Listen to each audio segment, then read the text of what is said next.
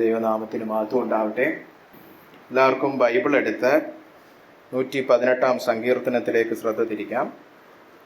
118 സങ്കീർത്തനം നമുക്ക് ആദ്യം വാക്യപ്രതിവാക്യമായിട്ട് ഇത് വായിക്കാം. എല്ലാവരും സ്വസ്ഥാനങ്ങളിൽ ഇരുന്നാൽ മതി.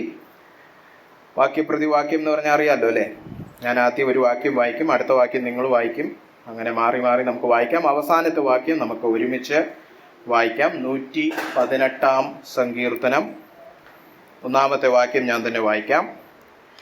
യഹോവയ്ക്ക് സ്തോത്രം ചെയ്യുവിൻ, അവൻ നല്ലവനല്ലോ, അവന്റെ ദയ എന്നേക്കുമുള്ളത്. അവന്റെ ദയ എന്നേക്കുമുള്ളതെന്ന് അഹരോൻ ഗൃഹം പറയട്ടെ. ഞെരുക്കത്തിൽ ഞാൻ യഹോവയെ വിളിച്ചപേക്ഷിച്ചു, യഹോവ ഉത്തരമരുളി എന്നെ വിശാല സ്ഥലത്താക്കി.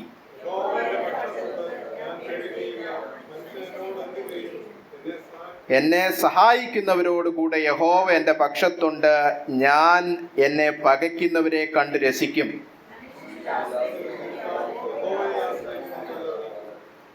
പ്രഭുക്കന്മാരിൽ ആശ്രയിക്കുന്നതിനേക്കാൾ യഹോവയിൽ ആശ്രയിക്കുന്നത് നല്ലത്.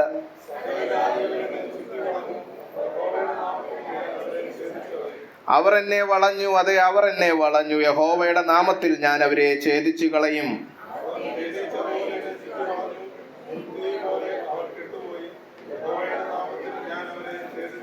ഞാൻ വീഴുവാൻ തക്കവണ്ണം നീ എന്നെ തള്ളി, എങ്കിലും യഹോവ എന്നെ സഹായിച്ചു.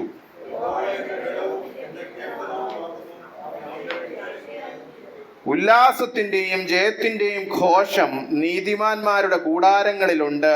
യഹോവയുടെ വലങ്കൈ വീര്യം പ്രവർത്തിക്കുന്നു.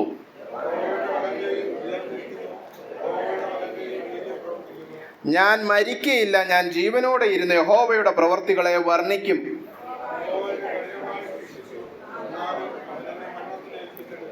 നീതിയുടെ വാതിലുകൾ എനിക്ക് തുറന്നു തരുവിൻ, ഞാൻ അവയിൽ കൂടെ കടന്ന് യഹോവയ്ക്ക് സ്തോത്രം ചെയ്യും. നീ എനിക്ക് ഉത്തരമരുളി എന്റെ രക്ഷയായി തീർന്നിരിക്കിയാൽ ഞാൻ നിനക്ക് സ്തോത്രം ചെയ്യും. ഇത് യഹോവയാൽ സംഭവിച്ചു, നമ്മുടെ ദൃഷ്ടിയിൽ ആശ്ചര്യമായിരിക്കുന്നു. യഹോവേ, ഞങ്ങളെ രക്ഷിക്കണമേ. യഹോവേ, ഞങ്ങൾക്ക് ശുഭത നൽകണമേ.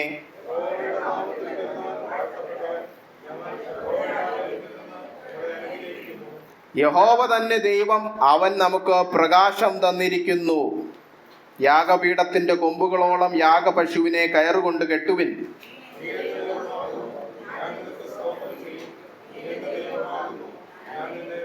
അവസാനത്തെ വാക്യം ഒരുമിച്ച് വായിക്കാം. യഹോവയ്ക്ക് സ്തോത്രം ചെയ്യുവിൻ, അവൻ നല്ലവനല്ലോ, അവന്റെ ദയ എന്നേക്കുമുള്ളതാകുന്നു. ആമേൻ. കടന്നു വന്ന എല്ലാ സഹോദരങ്ങൾക്കും സ്നേഹവന്ദനം.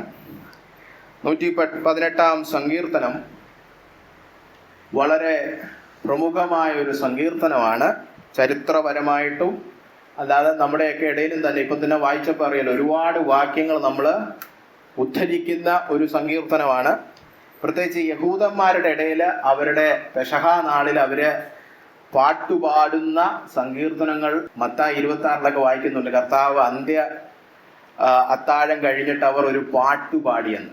പാട്ടെന്ന് പറഞ്ഞാൽ വല്ല പാട്ടുമല്ല, അത് ഈ 110 മുതൽ 118 വരെയുള്ള ഏതെങ്കിലും ഒരു സങ്കീർത്തനമായിരിക്കും. അതിന് ഹലേൽ സംഗീതം എന്നാണ് എബ്രായ ഭാഷയിൽ പറയുന്നത്. പെസഹ കഴിഞ്ഞിട്ട് പാട്ടുപാടുന്ന സങ്കീർത്തനങ്ങൾ ഈ സങ്കീർത്തനങ്ങളാണ്. അപ്പോൾ 118 സങ്കീർത്തനം വളരെ പ്രാധാന്യമേറിയ സങ്കീർത്തനമാണ്. പല വിഷയങ്ങളുണ്ട്. ഇവിടുത്തെ പശ്ചാത്തലം നമ്മുടെ ഇപ്പോഴത്തെ ഒരു പ്രബോധനത്തിന് മാത്രം അത്യാവശ്യമായ നിലയിൽ ഞാനൊന്ന് പറഞ്ഞുകൊള്ളട്ടെ. ഇവിടെ പ്രവചനാത്മാവിൽ പല കാര്യങ്ങളും പറയുന്നുണ്ട്. മശിഹായുടെ രക്ഷയെക്കുറിച്ചാണ് ഇത് സൂചിപ്പിക്കുന്നത്. അതിലേക്ക് ഞാൻ കടന്നു വരാം.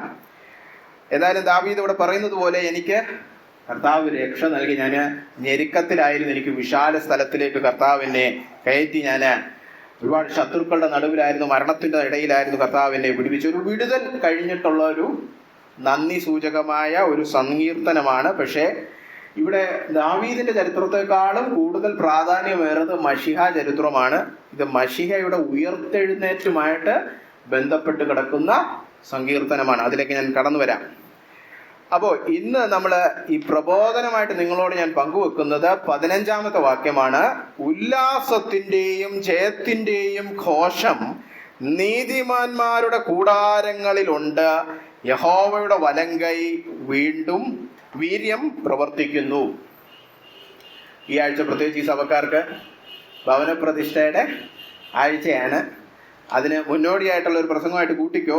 എന്നാലും ഭവനപ്രതിഷ്ഠ മാത്രമല്ല, സാധാരണ ഭവനപ്രതിഷ്ഠയ്ക്ക് ഞാൻ പ്രസംഗിക്കുന്ന ഒരു വേദവാക്യമാണിത്.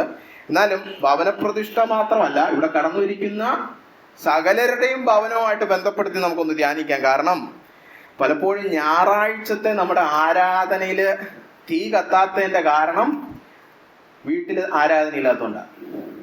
വ്യക്തിപരമായിട്ട് ആരാധന ഇല്ലാത്തവരെ പിന്നെ നമ്മള് അല്ലെ, ഇവിടെ ആ പ്രശ്നമില്ല. ഇവിടെ ഇങ്ങനെ ചിലരുണ്ട്, ഈ സഭ വരുമ്പോൾ ആരാധിക്ക സ്വോത്രം പറഞ്ഞ ഇങ്ങനെ ഈ കാറ്റടിച്ച് കയറ്റിയാലേ ആരാധന വരത്തുള്ളൂ അല്ലെ. ചില സഭകളിലൊക്കെ ഇങ്ങനെ സ്വോത്രം പറഞ്ഞ ഹാലലിയോ പറഞ്ഞ ഇങ്ങനെ ചിയർ ലീഡേഴ്സിനെ പോലെ ആരെങ്കിലും ഒക്കെ വേണം അല്ലേ, ഊതിപ്പെഴിപ്പിച്ചാലേ വല്ല നടക്കത്തുള്ളൂ. അപ്പൊ അത് നടക്കാത്തതിന്റെ കാരണം എന്തുകൊണ്ടാണ് ഇങ്ങനെ ഈ ഉന്തിയും തള്ളിയൊക്കെ നടത്തേണ്ടതെന്ന് വെച്ച് കഴിഞ്ഞാൽ, ഇവിടെ ഈ വേദവാക്യത്തിൽ പറയുന്നത് പോലെ നമ്മുടെയൊക്കെ ഭവനത്തിൽ ഈ പറഞ്ഞ പോലെ ആരാധന കടന്നു വരുന്നില്ല. 4 കാര്യങ്ങൾ ഞാൻ വേഗത്തിൽ സൂചിപ്പിക്കട്ടെ. ഒന്നാമതായിട്ട്, നീതിമാന്മാരുടെ കൂടാരങ്ങളിൽ എന്തുണ്ട്? ഉല്ലാസഘോഷം അല്ലെ, സന്തോഷത്തിന്റെ ഘോഷം നിറഞ്ഞു നിൽക്കുന്നതാണ് നീതിമാന്മാരുടെ കൂടാരം. അപ്പൊ നിങ്ങളെല്ലാം ആദ്യം മനസ്സിലാക്കണം, ഈ നീതിമാന്മാരുടെ കൂടാരം എന്ന് പറഞ്ഞാൽ നമ്മുടെയൊക്കെ ഭവനങ്ങളെയാണ് സൂചിപ്പിക്കുന്നത്. അല്ലാതെ യെരൂശലേമിലെ ആലയത്തെ കുറിച്ചല്ല ഇവിടെ പറഞ്ഞിരിക്കുന്നത്. നീതിമാന്മാരുടെ കൂടാരങ്ങളിൽ, ഏതെങ്കിലും ഒരുത്തന്റെ വീട്ടിലല്ല, എല്ലാവരുടെയും കൂടാരങ്ങളിൽ എന്തുണ്ട്? ഉല്ലാസത്തിന്റെ ഘോഷം. അപ്പൊ നമ്മുടെയൊക്കെ വീട്ടിൽ ഉല്ലാസത്തിന്റെ ഘോഷമുണ്ടോ? പലപ്പോഴും പല വിശ്വാസികളുടെയും വീട്ടിൽ ഈ വിസിറ്റേഷന് പോകുമ്പോൾ ഇപ്പൊ അതും കുറഞ്ഞു വരിക. പണ്ടൊക്കെ വിസിറ്റേഷൻ നിറച്ച് ശുശ്രൂഷകന്മാർക്ക് വിസിറ്റേഷൻ എന്ന് പറഞ്ഞൊരു കാര്യമുണ്ട്. ചുമ്മാ പോയി അവിടെ പോയി ചായയും ടീച്ചറും കഴിക്കാനല്ലേ ഈ പോകുന്നത്. വീട്ടുകാരെ പോയി കണ്ട് അവർക്ക് വേണ്ട പ്രായോഗിക തലത്തിലുള്ള നിർദ്ദേശങ്ങൾ കൊടുക്കുക, വചനം പറഞ്ഞു കൊടുക്കുക അല്ലേ. അങ്ങനെ പല വിധത്തിലുള്ള ഇടയ ശുശ്രൂഷയുമായിട്ട് ബന്ധപ്പെട്ടുള്ള ഒരു കാര്യമാണ്. അവിടെ പലപ്പോഴും നമ്മൾ ചെല്ലുമ്പോൾ ഇന്നത്തെ കാലത്ത് പെട്ടെന്ന് TV ഓഫ് ചെയ്യണം, പെട്ടെന്ന് നിലവിളിയൊക്കെ നിർത്തണം, ഭാര്യയും ഭർത്താവും തമ്മിലുള്ള സാധാരണ സംസാരമൊക്കെ മാറ്റി ഭവ്യതയിലേക്ക് കടക്കണം, സഭാപരമായ സംസാരത്തിലേക്ക് മാറണം അല്ലേ. അപ്പൊ നമ്മുടെ വീട്ടിൽ ഉല്ലാസഘോഷമാണോ അതോ നിലവിളിയും ബഹളവും എങ്ങനെയാണ് അല്ലേ? ദൈവവചനത്തിൽ പറഞ്ഞിരിക്കുന്നത് നീതിമാന്മാരുടെ ഭവനങ്ങളിൽ ഉല്ലാസഘോഷം കൊണ്ട് നിറയണം അല്ലെ. കർത്താവ് നമ്മളെ കുറിച്ച് ആഗ്രഹിക്കുന്നത് കർത്താവിൽ നമ്മൾ സന്തോഷിക്കണം എന്ന് അല്ലെ. ഫിലിപ്പിലെ കർത്താവിൽ നിങ്ങൾ സന്തോഷിപ്പീൻ. ഈ സന്തോഷമാണ് ഈ ഉല്ലാസം അല്ലെ. ഉല്ലാസം സന്തോഷം രണ്ടും ഒരേ വാക്കാണ്. അപ്പോ ഗ്ലാഡ് എന്നാണ് ഇംഗ്ലീഷിലൊക്കെ പറഞ്ഞിരിക്കുന്നത്. സന്തോഷത്തിന്റെ ഘോഷം നമ്മുടെ ഭവനത്തിലുണ്ടോ? അതുകൂടെ ഇവിടെ പറഞ്ഞിരിക്കുകയാണ് ജയത്തിന്റെ ഘോഷം അല്ലെ. മലയാളം ബൈബിളിൽ ജയം എന്നാണ് ഉദ്ദേശിക്കുന്നത്. ഇവിടെ എബ്രായ ഭാഷയിൽ ഉപയോഗിച്ചിരിക്കുന്ന വാക്ക് യേശുവ എന്നുള്ള വാക്കാണ്. അതിന്റെ അർത്ഥം രക്ഷ എന്നാണ് അർത്ഥം. ഇവിടെ ഉപയോഗിച്ചിരിക്കുന്ന വാക്ക് രക്ഷയാണ്, രക്ഷയുടെ ഘോഷം. അപ്പൊ എന്തോന്നിന്റെ സന്തോഷമാ? രക്ഷയിലുള്ള സന്തോഷം ഉല്ലാസഗീതമായിട്ട് ഉയരും നീതിമാന്മാരുടെ കൂടാരങ്ങളിൽ. അല്ലാതെ വീട്ടില് കാറ് കിട്ടി, അല്ലെങ്കിൽ എന്തെങ്കിലും പൈസ കിട്ടി, അല്ലെ പ്രൊമോഷൻ കിട്ടി, ആ സന്തോഷമല്ല. ആ ഉല്ലാസം നീതിമാന്മാരല്ലാത്ത വീട്ടുകളിലും നമുക്കത് കാണാം. പക്ഷെ നീതിമാന്മാരുടെ വീട്ടിൽ എന്തിന്റെ ഘോഷമാണ്? ഉല്ലാസത്തിന്റെയും ജയത്തിന്റെയും. അതായത് ജയത്തിന്റെ ഉല്ലാസഘോഷം, അതായത് രക്ഷയുടെ ഉല്ലാസഘോഷം. നമ്മൾ അവസാനം പാടി നിർത്തിയത് അങ്ങനെ ആയിരുന്നു അല്ലെ. രക്ഷയിലുള്ള സന്തോഷം. നമുക്കൊക്കെ രക്ഷയിൽ സന്തോഷമുണ്ടോ അല്ലെ? പലപ്പോഴും ഈ രക്ഷയിൽ സന്തോഷം ഇല്ലാത്തതുകൊണ്ടാണ് ഞായറാഴ്ച ആരാധന ഊതിപ്പെരിപ്പിച്ചാലേ അത് സംഭവിക്കാറുള്ളൂ. നരകത്തിൽ നിന്ന് രക്ഷപ്പെട്ടു, കുഴപ്പമില്ല അല്ലേ. അയ്യോ, വലിയ രക്ഷയാണ്. ഇത്രയും വലിയ രക്ഷ നമുക്ക് കിട്ടിയിട്ട് പലപ്പോഴും കേട്ട് തഴമ്പിച്ച് നമുക്ക് അതിനോടുള്ള ഒരു പുതുമയൊക്കെ നഷ്ടപ്പെട്ടു പോയി. പല വിശ്വാസികളും 20 വർഷം മുമ്പ് ഭയങ്കര സന്തോഷമായിരുന്നു, ഇപ്പൊ വലിയ സന്തോഷമൊന്നുമില്ല. അതെന്താ പറ്റിയെന്നറിയോ? അനുദിനം ദൈവമായിട്ട് നടക്കുന്നില്ല. അനുദിനം ദൈവസന്നിധിയിൽ ഇരുന്ന് ഞാൻ എത്ര വലിയ പാപിയാണെന്നുള്ള വെളിപ്പാടുമില്ല, ഞാൻ വലിയ കേമനാണെന്ന് നമ്മൾ ചിന്തിക്കുക. അനുദിനം ദൈവസന്നിധിയിൽ ജീവിക്കുന്ന ഒരു വ്യക്തിക്ക് നല്ലപോലെ ദൈവത്തെ അറിയാം, നല്ലപോലെ തന്നെ കുറിച്ചും അറിയാം. ഞാൻ ഇത്രയും വലിയ പാപിയാണെന്ന് 20 വർഷം മുമ്പ് എനിക്ക് അറിഞ്ഞുകൂടായിരുന്നു. ഓരോ ദിവസവും ദൈവത്തിന്റെ വിശുദ്ധിയെക്കുറിച്ച് പുതിയ വെളിപ്പാട് കിട്ടുന്നു. അതിന്റെ വെളിച്ചത്തിൽ തന്നെ ഞാൻ മനസ്സിലാക്കുന്നു, അയ്യോ ഞാൻ കുറച്ചുകൂടെ കുറവുള്ളവനാണ്. ആ രണ്ട് സത്യങ്ങളും നമ്മുടെ ഹൃദയത്തെ ഭരിക്കുമ്പോഴാണ് നമ്മൾ എന്ത് ചെയ്യുന്നത്? രക്ഷയിൽ സന്തോഷിക്കുന്നത്. അല്ലെ? പോകെ ഒരു വിശുദ്ധന്റെ ജീവിതത്തിൽ സംഭവിക്കേണ്ട കാര്യം അതാണ്. എനിക്ക് എങ്ങനെ രക്ഷിക്കപ്പെടാൻ പറ്റും? എന്നെ പോലെ ഒരു ഇത്രയും ഭാവി എങ്ങനെ രക്ഷിക്കപ്പെട്ടു? അല്ലെ? പണ്ട് മാർട്ടിൻ ലൂതർ പറഞ്ഞിട്ടുണ്ട്, ഞാൻ എന്നെ തന്നെ നോക്കുമ്പോൾ എനിക്ക് സംശയമാണ് ഞാൻ എങ്ങനെ രക്ഷിക്കപ്പെടും. പക്ഷെ ഞാൻ കർത്താവിലേക്ക് നോക്കുമ്പോൾ ഞാൻ എങ്ങനെ രക്ഷിക്കപ്പെടാതിരിക്കും എന്നാണ് എനിക്ക് ചോദിക്കാവുന്നത്. അല്ലെ? എല്ലാ ഭക്തന്മാരുടെയും ജീവിതത്തിൽ അങ്ങനെയാണ്. പോകെ അവർക്ക് മനസ്സിലാവുന്നു, അയ്യോ ഏറ്റവും വലിയ പാപി ഞാനാണ്. അല്ലെ? അപ്പോസ്തലന്റെ ജീവിതത്തിൽ നമ്മൾ കണ്ടില്ലേ, പൗലോസ് അവസാനം എത്തിയപ്പോഴാണ് ഞാൻ പാപികളിൽ ഒന്നാമൻ. അതെന്താ? പോകെ ദൈവത്തെക്കുറിച്ചുള്ള വെളിപ്പാട് വർദ്ധിച്ചു വരുന്നു. അങ്ങനെയുള്ള വ്യക്തിക്ക് രക്ഷയിൽ സന്തോഷം അനുദിനം വർദ്ധിച്ചു വരും. അങ്ങനെയുള്ള നീതിമാന്മാരുടെ ഭവനത്തിൽ എന്തുണ്ട്? രക്ഷയുടെ ഉല്ലാസഘോഷം. അപ്പോൾ പ്രിയമുള്ളവരെ, നമ്മുടെ രക്ഷയെക്കുറിച്ച് നമ്മൾ മനസ്സിലാക്കണം. ഓരോ ദിവസവും നമ്മൾ കർത്താവിൻ്റെ വിശുദ്ധിയെക്കുറിച്ചുള്ള കൂടുതൽ വെളിപ്പാടുകൾ മനസ്സിലാക്കണം. ഞാൻ കഴിഞ്ഞ പ്രാവശ്യം കണ്ട് പറഞ്ഞായിരുന്നു, നമ്മൾ രാവിലെ ദൈവവചനമായിട്ട് ഇരിക്കുമ്പോൾ രണ്ട് പ്രാർത്ഥന എപ്പോഴും പ്രാർത്ഥന, കർത്താവ് നിന്നെക്കുറിച്ച് എനിക്ക് വെളിപ്പെടുത്തി തരണം. നിന്റെ വെളിപ്പാടിൻ്റെ വെളിച്ചത്തിൽ എൻ്റെ കുറ്റവും കുറവും നീ കാണിച്ചു തരണം. അങ്ങനെയാണ് നമ്മൾ താഴ്മയിൽ വളർന്ന് കൂടുതൽ കൃപ പ്രാപിക്കുന്നത്. അങ്ങനെയുള്ളവർക്ക് രക്ഷയെക്കുറിച്ച് നല്ല ഗ്രാഹ്യം കാണും, അവർ സന്തോഷിക്കും. ഇവിടെ ഒന്നുകൂടെ ശ്രദ്ധിച്ച്, ഉല്ലാസത്തിന്റെയും ജയത്തിന്റെയും ഘോഷം, ഇംഗ്ലീഷിലൊക്കെ ഷൗട്ട് എന്നാണ്. നിലവിളി ഉയരുന്നത് നീതിമാന്മാരുടെ ഭവനത്തിൽ. അല്ലാതെ ഉല്ലാസം ഇങ്ങനെ ചിരിച്ചിരിക്കുക എന്നല്ല, പുഞ്ചിരി എന്നല്ല ഉദ്ദേശിച്ചത്. സന്തോഷം കൊണ്ട് നിലവിളിക്കുമെന്ന്. നമ്മുടെ വീട്ടിൽ നിലവിളിയുണ്ടോ? വേറെ പല നിലവിളി കൊണ്ടായിരിക്കും. അല്ലെ? രക്ഷയുടെ നിലവിളി. അല്ലെ? രക്ഷയെക്കുറിച്ച് പറഞ്ഞ കോരിത്തരിച്ച് ഹാലേലൂയ തനിയെ പറഞ്ഞു പോകാറുണ്ടോ നമ്മള്? അങ്ങനത്തെ പാട്ടൊക്കെ പാടാറുണ്ടോ? സ്തോത്രങ്ങളൊക്കെ അർപ്പിക്കാറുണ്ടോ? അതാണ് നീതിമാന്മാരുടെ വാസസ്ഥലത്തെ കുറിച്ച് ബൈബിളിൽ പറഞ്ഞിരിക്കുന്നത്. അവിടെ ആരാണ്ടോ വിശ്വാസികൾ താമസിക്കുന്നത്. എന്താ പറയാൻ കാരണം? എപ്പോ നോക്കിയാലും സന്തോഷത്തോടെ കുറെ പാട്ടും പാടി നടക്കുന്ന കേൾക്കാം. അല്ലാതെ മറ്റേ പ്രാർത്ഥന വെച്ച് ബഹളം വെച്ച് നമുക്ക് ന്യൂയിസൻസ് ആണെന്നാണ് ഇന്ന് പലരും പറയുന്നത്. പക്ഷെ ആളുകൾ പറയേണ്ടത് എന്താണ്? അവിടെ എപ്പോ ഓക്കെ, അവർക്ക് എപ്പോഴും ഭയങ്കര സന്തോഷമാണ്. നമ്മുടെയൊക്കെ നാട്ടിൽ എല്ലാവർക്കും ബുദ്ധിമുട്ടും പ്രയാസവും, അവർ മാത്രം എപ്പോഴും ഇങ്ങനെ സന്തോഷിച്ച് പാട്ടും പാടി നടക്കുന്നത്. എന്താണോ എന്തോ, അവർക്കൊരു പ്രശ്നം ഇല്ലെന്ന് തോന്നുന്നു. അല്ലെ? ചില പഴയകാല വിശ്വാസികളൊക്കെ ഞാൻ കണ്ടിട്ടുണ്ട്. എൻ്റെ ചില ഫ്രണ്ട്സിൻ്റെ ഒക്കെ അപ്പമ്മ എപ്പോഴും പാട്ടാണ്. അപ്പൊ ഞാൻ ഒരു ചെയ്താ ഈ പാട്ടൊക്കെ സഭയെ പാടുന്ന പാട്ടുകളാണ്. അല്ലാതെ നമ്മുടെ ഇന്നത്തെ പോലെ ചില വിശ്വാസികളുണ്ടല്ലോ, ഇവിടെ വന്നിട്ട് ചില പാട്ടുകൾ പാടുമ്പോൾ ഇൻസ്റ്റാഗ്രാമിൽ സിനിമാ പാട്ടും പാടും. അല്ലേ? ഞാൻ ചില പിള്ളേരെയൊക്കെ കണ്ടിട്ടുണ്ട് യൂത്ത് മീറ്റിങ്ങിനൊക്കെ. അവര് സൺഡേ ഇപ്പം നിങ്ങൾ ലൈവ് സ്ട്രീം കയറിയാൽ കാണും. അവരൊക്കെ ഇൻസ്റ്റാഗ്രാമിൽ വേറെ സിനിമാ പാട്ടൊക്കെയാണ് പാടി റെക്കോർഡ് ചെയ്തിടുന്നത്. അങ്ങനത്തെ കാര്യമല്ലേ ഈ പറയുന്നത്? ഇവരെപ്പോ നോക്കിയാൽ ഈ അപ്പച്ചന്മാര് ഇങ്ങനെ പാട്ടാണ്. ഒരു പാട്ട് കഴിയുമ്പോൾ അടുത്ത പാട്ട് കഴിയുമ്പോൾ അടുത്ത പാട്ട്, വണ്ടിയിൽ പോകുമ്പോൾ പാട്ട്. അല്ല, അന്യഭാഷയല്ല, പാട്ടോടെ പാട്ട്. അതെന്താ? സന്തോഷം. എത്ര പാടിയിട്ടും തീരുന്നില്ല. അല്ലെ? ഇപ്പൊ നമ്മളൊരു 3 പാട്ട് പാടി നിർത്തിയപ്പോൾ എത്ര പേർക്ക് ദുഃഖം വന്നു? അയ്യോ തീർന്നോ? ഇത്രയുള്ളൂ ആരാധന, ഇതൊന്നും ആരാധന പോരല്ലോ, ഒരു 2 പാട്ടുകൂടെ പാടണം എന്ന് പറയുന്നവനാണ് ഭക്തൻ. എനിക്ക് പോരാ കർത്താവേ, ഇത്രയൊന്നും പാട്ടൊന്നും പോരാ, എനിക്ക് ഇനിയും പാടണം, അതുകൊണ്ട് ഞാൻ വീട്ടിൽ പോയിട്ട് പാടാം. അല്ലേ? അതാണ് ഇവിടെ പറഞ്ഞിരിക്കുന്ന ഘോഷം, സന്തോഷത്തിന്റെ ഘോഷം. അല്ലെ? അപ്പൊ ഒന്നാമതായിട്ട് രക്ഷയുടെ സന്തോഷം വേണം. ആ സന്തോഷം പാട്ടായിട്ട് നമ്മുടെ ഭവനങ്ങളിൽ നിറയണം. മൂന്നാമതായിട്ട് നോക്കിയേ, നീതിമാന്മാരുടെ കൊട്ടാരങ്ങൾ നല്ല കൂടാരങ്ങൾ എഴുതിയിരിക്കുന്നു. അല്ലെ? കൂടാരം എന്ന് പറഞ്ഞാൽ എന്താ? ടെന്റ്. അല്ലെ? നമ്മൾ ടെന്റ് അടിച്ചൊക്കെ പാർക്കുക എന്ന് പറഞ്ഞാൽ ആരെ കുറിച്ചാണ് പറയുന്നത്? ഇപ്പൊ നമ്മള് മംഗലപുരത്തോട്ട് പോകുമ്പോൾ അവിടെ സൈഡിൽ കുറെ മൺപാത്രമൊക്കെ വിൽക്കുന്ന കുറെ ആൾക്കാർ കണ്ടിട്ടില്ലേ? കുറെ ചട്ടി, പൂച്ചട്ടി ഇതൊക്കെ ഉണ്ടാക്കുന്ന കുറെ ഈ നോർത്ത് ഇന്ത്യക്കാരാണ്. അവരുടെ അപ്പുറത്ത് നോക്കിയാൽ കാണാം ഒരു ടെന്റ്. അവർക്ക് വീടൊന്നുമില്ല. നമ്മൾ അവരെ കുറിച്ച് എന്താ പറയുന്നത്? അവരെന്തോ പരദേശികൾ. അല്ലേ? അവർ ഈ ദേശാടന കിളികളെ പോലെ ഇങ്ങനെ നടക്കുന്നവർക്കാണ് ഈ പറഞ്ഞിരിക്കുന്നത്. അല്ലേ? ഇങ്ങനത്തെ ഈ യാത്ര ചെയ്ത് നടക്കുന്നവർക്കുള്ള പരിപാടിയാണ്. അല്ലാതെ നമ്മളിപ്പോ അടുത്ത ശനിയാഴ്ച ഒരു കൂടാരം പ്രതിഷ്ഠിക്കാനാണോ പോകുന്നത്? അല്ല, നമ്മൾ കോൺക്രീറ്റ് ഒക്കെ കെട്ടി നല്ല വീട്. അല്ലേ? പക്ഷെ നമുക്ക് കോൺക്രീറ്റ് കെട്ടിയ വീടാണെങ്കിലും ദൈവവചനം പറയുന്നത് അതൊരു കൂടാരമായിട്ട് വേണം നമ്മൾ കാണാൻ. അതെന്താ സൂചിപ്പിക്കുന്നതെന്ന് അറിയാമോ? ഈ ഭൂമിയിൽ ഞാൻ വെറും ഒരു പരദേശിയാണ്. അതെങ്ങനെ വരും? നിത്യതയുടെ കാഴ്ചപ്പാടുള്ള ഒരു ഭക്തനെ അത് വരത്തുള്ളൂ. ഈ ഭൂമിയിലെ എൻ്റെ എല്ലാ സ്വത്തുവകകളും ഞാൻ നോക്കിക്കാണുന്നത് വേറെ ഒരു കൂടാരം, ഒരു പരദേശിയുടെ മനോഭാവം. അന്നത്തെ കാലത്ത് എല്ലാവരും കൂടാരങ്ങളിൽ താമസിച്ചുകൊണ്ട് ദാവീദ് കൂടാരം എന്ന് എഴുതിയതല്ല. അന്നത്തെ കാലത്ത് ഈ ദാവീദ് എവിടെ ഇരുന്നുകൊണ്ടാണ് അത് എഴുതിയത്? കൂടാരത്തിൽ ഇരുന്നുകൊണ്ടാണോ? കൊട്ടാരത്തിൽ ഇരുന്നുകൊണ്ടാണ് എഴുതിയത്. പക്ഷേ കൊട്ടാരം പോലെ ഒരു കൂടാരമാണ് എനിക്ക്, കാരണം ഇതല്ല എൻ്റെ ഭവനം. അപ്പൊ നമുക്ക് ചിലപ്പോൾ നല്ല വീടൊക്കെ വന്നെന്ന് കാണും, നമുക്ക് നല്ല കോൺക്രീറ്റ് ചെയ്ത വീട് കാണും, പുത്തൻ വീടായിരിക്കും.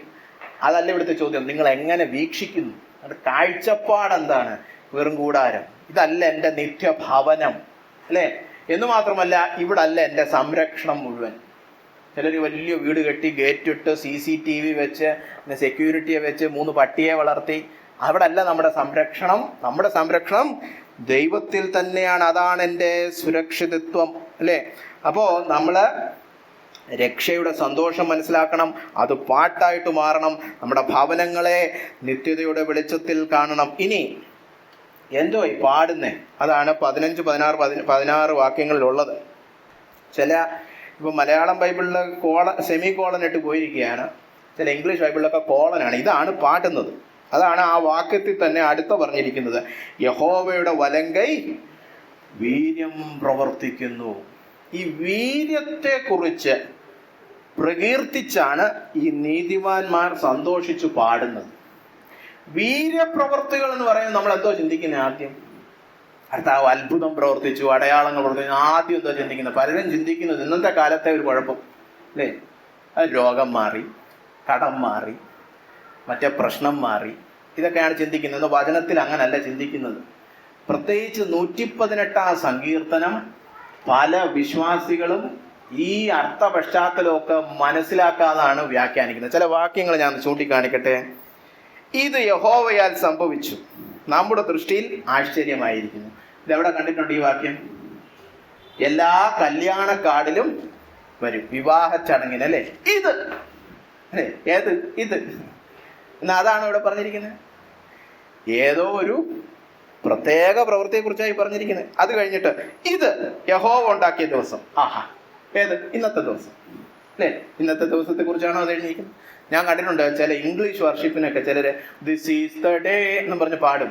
ഏത് ഡേ? ഇന്നത്തെ ഡേ. ഓ, രാവിലെ ഒരു ഇച്ചിരി പോസിറ്റീവ് മെന്റൽ ആറ്റിറ്റ്യൂഡ്. അങ്ങനെ തന്നെ വർഷിപ്പ് ലീഡ് ചെയ്യുന്ന ഒരാളെ ഞാൻ കണ്ടിട്ടുണ്ട്. പൊട്ടത്തെറ്റ്. ഈ വാക്യം എവിടെ കിടക്കും? വാക്യമാണെന്ന് പോലും എനിക്ക് തോന്നുന്നില്ല പുള്ളിക്ക് അറിയാമെന്ന്. ഇതൊരു വാക്യത്തിൽ നിന്നാണ് ഈ പാട്ട് വരുന്നതെന്ന് പോലും ചിലർക്ക് അറിഞ്ഞൂടാ, അല്ലേ? ഇത് യഹോവ ഉണ്ടാക്കിയ ദിവസം, ഇന്ന് നാം സന്തോഷിച്ച് ആനന്ദിക്കുക. ഏത് ദിവസം? എല്ലാ ദിവസവും അങ്ങ് ആനന്ദിച്ചോ, അല്ലെ? ഞാൻ പാസ്റ്റർമാർ പറയുന്നത് അങ്ങനെ കേട്ടിട്ടുണ്ട്. എല്ലാ ദിവസവും ആനന്ദിച്ചോ. ഇത് എല്ലാ ദിവസവും ദൈവം ഉണ്ടാക്കിയ ദിവസമാണല്ലോ. അങ്ങനെ ദൈവം ഉണ്ടാക്കിയ ദിവസമാണ്, ദൈവം സൃഷ്ടാവാണെന്നല്ല ഈ വാക്യത്തിന്റെ അർത്ഥം. പലർക്കും ഇത് അറിഞ്ഞൂടെ. പശ്ചാത്തലം നോക്കണം, തൊട്ടുമേളത്തെ വാക്യം നോക്കണം. ഇത് യഹോവയാൽ സംഭവിച്ചു, നമ്മുടെ ദൃഷ്ടിയിൽ ആശ്ചര്യമായിരിക്കുന്നു, ഇത് യഹോവ ഉണ്ടാക്കിയ ദിവസം എന്നൊക്കെ പറയുന്ന 23, 24 തൊട്ടു മുമ്പ് 22 വാക്യവും നോക്കിയേ. വീട് പണിയുന്നവർ തള്ളിക്കളഞ്ഞ കല്ല് മൂലക്കല്ലായി തീർന്നിരിക്കുന്നു. ഈ വാക്യം പുതിയ നിയമത്തിൽ ഒരുപാട് ഭാഗങ്ങളിൽ ഉപയോഗിച്ചിട്ടുണ്ട്. എനിക്ക് തോന്നുന്നു ഇപ്പൊ പുതിയ നിയമത്തിൽ പഴയ നിയമത്തിൽ നിന്ന് ഏറ്റവും കൂടുതൽ ഉദ്ധരിച്ചിരിക്കുന്നത് സങ്കീർത്തനങ്ങളിൽ നിന്നാണ്. ഏറ്റവും കൂടുതൽ ഉദ്ധരിച്ചിരിക്കുന്ന വാക്യം 110 സങ്കീർത്തനം 1 വാക്യമാണ്. അത് കഴിഞ്ഞ 2ാം സ്ഥാനം ഈ വാക്യമാണ്. ഏത്? വീട് പണിയുന്നവർ തള്ളിക്കളഞ്ഞ കല്ല് മൂലക്കല്ലായി തീർന്നിരിക്കുന്നു. അപ്പോ ഏതായി വീട് പണിഞ്ഞ് തള്ളിക്കളഞ്ഞ വല്ല മൂലക്കല്ലായി? യേശു ക്രിസ്തുവിനെ കുറിച്ച് അവിടെ പറഞ്ഞിരിക്കുന്നത്. കർത്താവ് ഉദ്ധരിച്ച വാക്യമാണ്. യഹൂദന്മാരെല്ലാം തള്ളിക്കളഞ്ഞ് ക്രൂശീകരിച്ചു, പക്ഷേ 3-ാം ദിവസം ഉയർത്തെഴുന്നേറ്റ അവനാണ് രക്ഷയുടെ മൂലക്കല്ല്. ഈ മൂലക്കല്ല് അറിയാം എല്ലാവർക്കും. നമ്മൾ അടിസ്ഥാനം കെട്ടുമ്പം എവിടെ തുടങ്ങും? എവിടെങ്കിലും ഒക്കെ അങ്ങ് തുടങ്ങിയാൽ മതിയോ?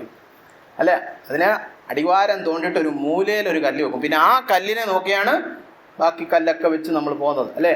അപ്പൊ മൂലക്കല്ലെന്ന് പറഞ്ഞാൽ ഏതോ മൂലയിൽ കിടക്കുന്ന കല്ലെന്നല്ല, അടിസ്ഥാനത്തിന്റെ അടിസ്ഥാനം എന്നാണ് എൻ്റെ അർത്ഥം. കേട്ടോ, മൂലക്കല്ലെന്ന് പറഞ്ഞാൽ എന്തോ ഒരു മൂല സാധാരണ നമുക്ക് വലിയ പ്രസക്തി ഇല്ലാത്തൊരു കാര്യമാണ്, അല്ലേ? ഇത് മദ്യം എന്നുള്ള അർത്ഥമാണ്.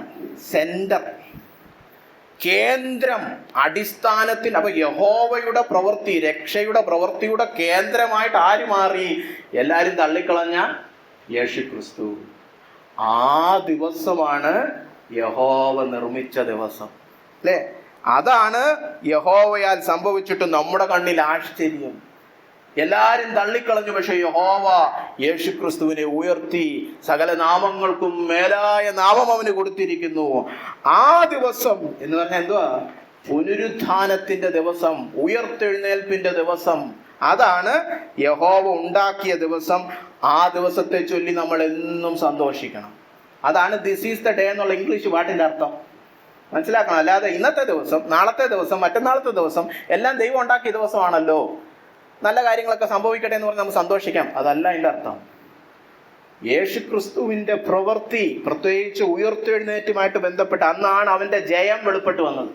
3-ാം നാൾ ഉയർത്തെഴുന്നേറ്റു, രക്ഷ പൂർത്തീകരിക്കപ്പെട്ടു. അപ്പോ വീര്യപ്രവൃത്തി എന്ന് പറയുമ്പോൾ ഒന്നാമത് നിങ്ങൾ ചിന്തിക്കേണ്ടത് കർത്താവിന്റെ ഏറ്റവും പ്രസക്തമായതും പ്രധാനപ്പെട്ടതുമായ വീര്യപ്രവൃത്തി രക്ഷ പൂർത്തീകരിച്ച യേശുക്രിസ്തുവിന്റെ ഉയർത്തെഴുന്നേൽപ്പാണ്. അതാണ് വലങ്കൈയുടെ വീര്യപ്രവൃത്തി. അതിനെ പ്രകീർത്തിച്ചാണ് നീതിമാന്മാർ അവരുടെ കൂടാരങ്ങളിൽ ഘോഷിക്കുന്നത്. മനസ്സിലായോ? ഇതിന്റെ ആഴമേറിയ ഒരു ചിന്ത ഇതിന്റെ പുറകിലുണ്ട്. അപ്പോൾ നമ്മുടെയൊക്കെ വീടുകളിൽ രക്ഷയിൽ നമ്മൾ സന്തോഷിക്കുമ്പോൾ നമ്മൾ എന്തോ ചിന്തിക്കണ്ടേ? കർത്താവിന്റെ വീര്യപ്രവൃത്തി. ഏത് വീര്യപ്രവൃത്തി? രക്ഷ സമ്മാനിക്കുവാൻ വേണ്ടി യേശുക്രിസ്തു മുഖാന്തരം അവൻ ചെയ്ത വീര്യപ്രവൃത്തി. 3-ാം നാൾ അവൻ ഉയർത്തെഴുന്നേറ്റു, മൂലക്കല്ലായി മാറിയിരിക്കുന്നു. കർത്താവിന്റെ ആ വീര്യപ്രവൃത്തിയുടെ വെളിച്ചത്തിൽ അവനെ സ്തുതിക്കണം. അപ്പോ 4 പ്രായോഗിക നിർദ്ദേശങ്ങൾ പറഞ്ഞ് ഞാൻ അവസാനിപ്പിക്കട്ടെ. കർത്താവിന്റെ ഈ വലിയ രക്ഷാപ്രവൃത്തിയിൽ നിങ്ങൾക്ക് സന്തോഷമുണ്ടോ? നിങ്ങളുടെ ഹൃദയങ്ങളിൽ സന്തോഷമുണ്ടോ? രക്ഷയുടെ സന്തോഷമുണ്ടോ? ഞാൻ രക്ഷിക്കപ്പെടുവാൻ കർത്താവ് ഇറങ്ങി വന്നല്ലോ എന്ന വ്യക്തിപരമായ ഒരു സന്തോഷം നിങ്ങളുടെ ഹൃദയത്തിലുണ്ടോ എന്ന് ഇപ്പോൾ ശോധന ചെയ്യണം. എന്നിട്ട് അതിനോട് കൂടെ ചോദിക്കേണ്ട ഒരു ചോദ്യമാണ്, പിന്നെ ഇവിടെ അല്ലെങ്കിൽ പിന്നെ എവിടെ എനിക്ക് സന്തോഷം? നിങ്ങൾ എവിടെ ഇപ്പൊ സന്തോഷം കണ്ടോട്ടെ? എല്ലാ മനുഷ്യർക്കും സന്തോഷം ഇല്ലാതെ ജീവിക്കാൻ പറ്റത്തില്ല.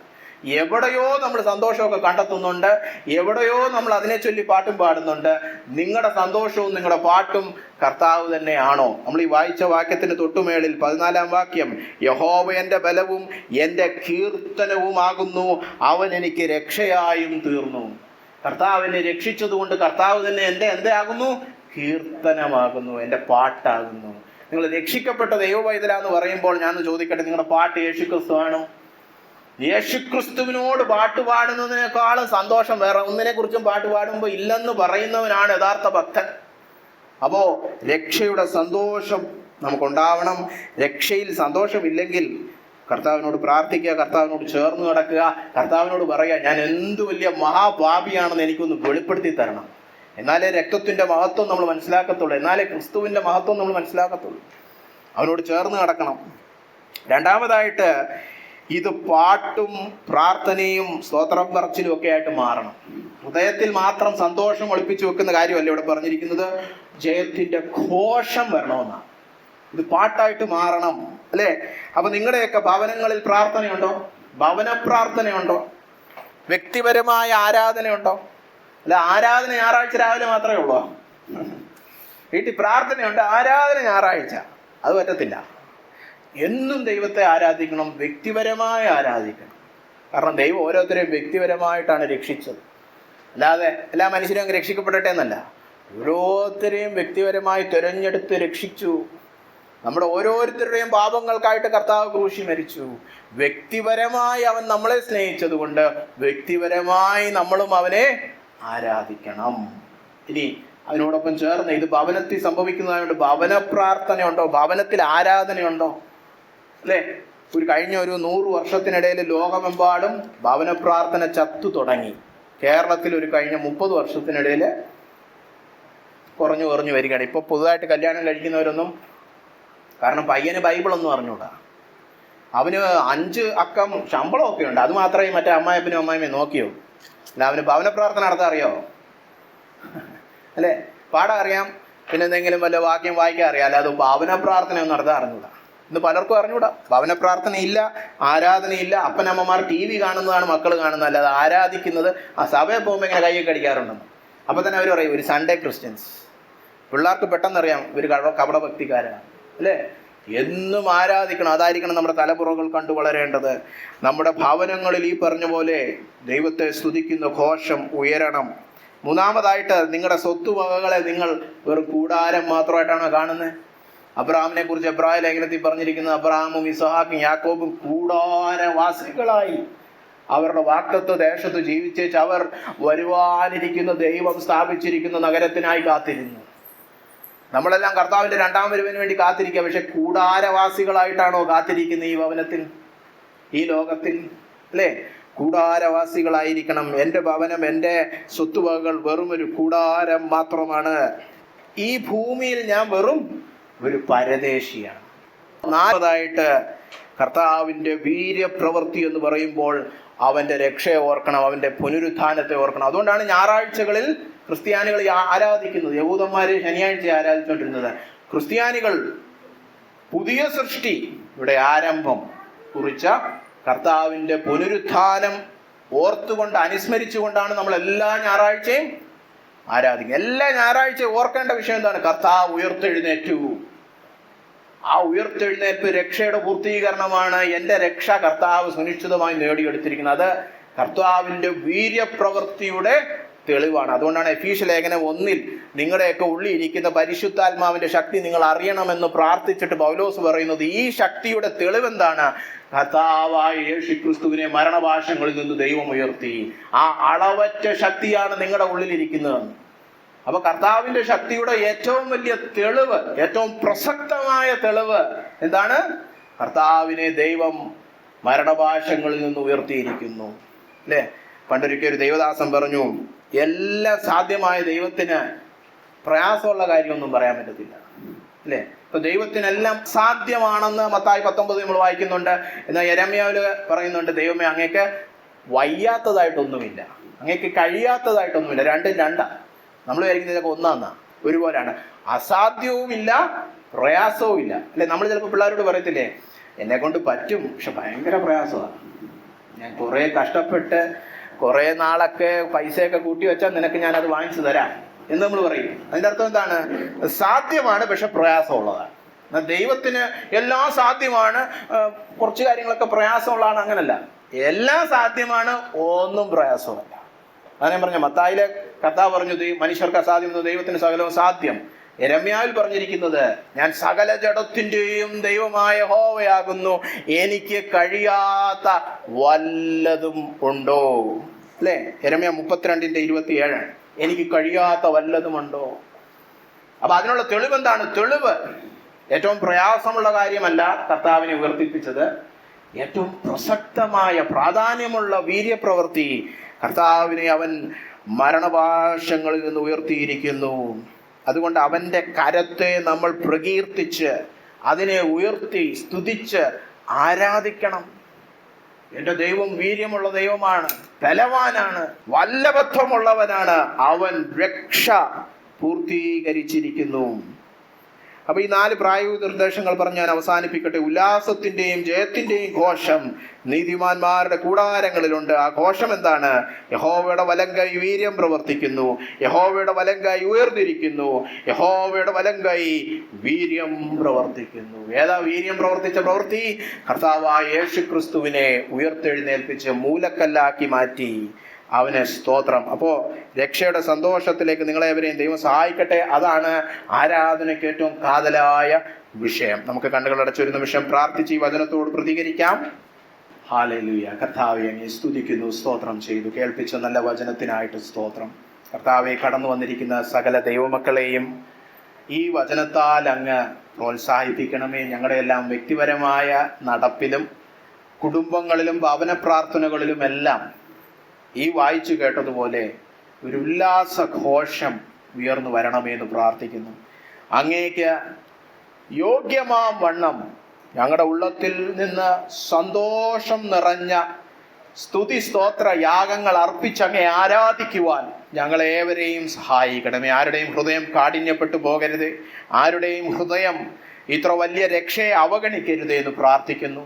ഞങ്ങൾ ആരും രക്ഷയെ തുച്ഛീകരിക്കുവാൻ ഇടയാകരുതേ, നിസാരവൽക്കരിക്കുവാൻ ഇടയാകരുതേ. അങ്ങ് ചെയ്ത ഈ വീര്യപ്രവൃത്തിയുടെ ആ ഒരു പ്രസക്തിയും ആ തേജസ്സും മഹിമയും എല്ലാം മനസ്സിലാക്കി അങ്ങേക്ക് അനുയോജ്യമായ യോഗ്യമായ ആരാധന കഴിക്കുവാൻ ഞങ്ങളേവരെയും സഹായിക്കണമേ. ഞങ്ങളുടെയൊക്കെ ഭവനങ്ങൾ, ഞങ്ങളുടെയൊക്കെ വാസസ്ഥലങ്ങൾ ഭക്തന്മാരുടെ വാസസ്ഥലമാണെന്ന് അറിയപ്പെടട്ടെ എന്ന് ഞാൻ പ്രാർത്ഥിക്കുന്നു. പ്രത്യേകിച്ച് ഈ ആഴ്ച കർത്താവെ, ഞങ്ങളുടെ ഈ പ്രിയ കുടുംബത്തിന്റെ ഭവന പ്രതിഷ്ഠ നടക്കാൻ പോകുന്നു. കർത്താവെ, ആ ഭവനത്തെ അങ്ങ് അനുഗ്രഹിക്കണമേ. ആ പ്രദേശത്ത് ഈ ഒരു സാക്ഷ്യം അങ്ങ് ഉളവാക്കണമേ. അവിടെ ഉല്ലാസത്തിന്റെയും രക്ഷയുടെയും ഘോഷം നീതിമാന്മാർ അർപ്പിക്കുന്ന ഒരു ഭവനമാണെന്ന് അറിയപ്പെടട്ടെ കർത്താവെ. അങ്ങയുടെ വലങ്കയെ കുറിച്ചുള്ള എല്ലാ സ്തുതി സ്തോത്രയാഗങ്ങളും കൊണ്ട് ആ ഭവനത്തെ നിറയ്ക്കണമേ. രക്ഷയുടെ പ്രവൃത്തി അങ്ങ് 2000 വർഷം മുമ്പ് പൂർത്തീകരിച്ചു. എന്നാൽ ഇന്ന് പ്രത്യേകിച്ച് ആ ഭവനത്തിൽ, ഞങ്ങളുടെ എല്ലാ ഭവനങ്ങളിലും രക്ഷയുടെ പ്രവൃത്തിയുടെ കർത്താവെ പുതിയ പുതിയ തെളിവുകൾ അങ്ങായിട്ട് ഉളവാക്കണമേ. ഞങ്ങളുടെയൊക്കെ ഭവനങ്ങളിൽ രക്ഷിക്കപ്പെടാതിരിക്കുന്നവർ, ഞങ്ങളുടെയൊക്കെ ചുറ്റു അളവുകളിൽ കർത്താവ്, ഞങ്ങളുടെ അയൽപ്പക്കങ്ങളിലൊക്കെ രക്ഷിക്കപ്പെടാത്തവർ രക്ഷയിലേക്ക് കടന്നു വരുന്ന അങ്ങയുടെ പരിശുദ്ധാത്മാവിന്റെ വീര്യപ്രവൃത്തി കാണുവാൻ ഞങ്ങളെ സഹായിക്കണമേ. ഞങ്ങളുടെ ഭവനങ്ങൾ അതിനുള്ള ഇടങ്ങളായി മാറുന്ന രീതിയിൽ അങ്ങ് അനുഗ്രഹിക്കണമേ എന്ന് പ്രാർത്ഥിക്കുന്നു കർത്താവെ. നിത്യതയുടെ വെളിച്ചത്തിൽ ഞങ്ങളുടെ എല്ലാ സ്വത്തുവകകളെയും വെറും കൂടാരമായിട്ട് എണ്ണി കർത്താവെ, ലൗകികതയിൽ നിന്ന് വിടുതൽ പ്രാപിച്ച് ഭക്തന്മാരായി ജീവിച്ച അബ്രഹാമിനെ പോലെയും ഇസ്ഹാക്കിനെ പോലെയും യാക്കോബിനെയും പോലെ കൂടാരവാസികളായി നിന്നുകൊണ്ട് വരുവാനിരിക്കുന്ന നിത്യ നഗരത്തിനായിട്ട് കർത്താവെ കാത്തിരിക്കുന്ന ഭക്തന്മാരാകുവാൻ ഞങ്ങളേവരെയും സഹായിക്കണമെന്നും പ്രാർത്ഥിക്കുന്നു കർത്താവ്. ഇത്രത്തോളം ഈ വചന ശുശ്രൂഷയും പ്രബോധനത്തെയും അങ്ങ് അനുഗ്രഹിച്ചതിനായിട്ട് സ്തോത്രം. ദൈവത്തിന് സകല മഹത്വവും കരേറ്റുന്ന യേശു ക്രിസ്തുവിന്റെ നാമത്തിൽ തന്നെ. ആമേൻ.